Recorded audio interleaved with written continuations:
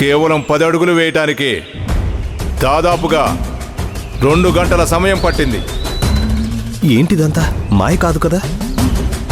ఈ కాస్త దూరం నడవడానికి ఇంతసేపు పట్టిందా? ఇదే శుక్రవలయం అంటే.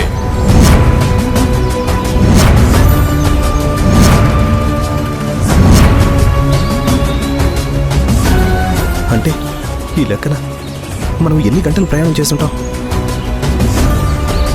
మీరు తందారైకి వెళ్ళాలి కదా? అవును, తందారైకే వెళ్ళాలి.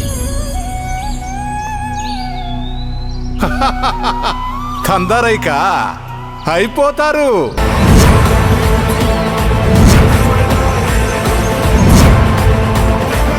అందరూ అయిపోతారు. అది భూమి మీద ఉన్న మృత్యు ద్వారం.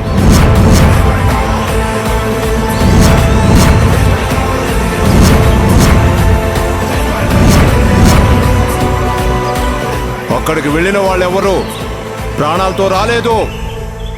అలాంటి ప్రాంతానికి వెళ్ళాలని మీరు ఇక్కడికి ఎందుకు వచ్చారో, అసలు మీరు ఎక్కడి నుంచి వస్తున్నారు, ఇంత దూరం ఎందుకు వచ్చారో?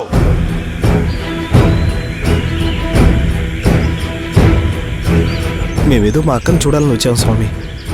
ఇక్కడి నుంచి ఎలా బయటపడాలో చెప్పండి చాలు. మిమ్మల్ని చూస్తుంటే జాలి కలుగుతుంది. కాబట్టి వెనక్కి వెళ్ళే మార్గం చెప్తాను.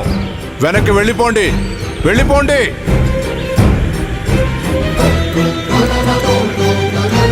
లేదు, ఇంత దూరం వచ్చాం.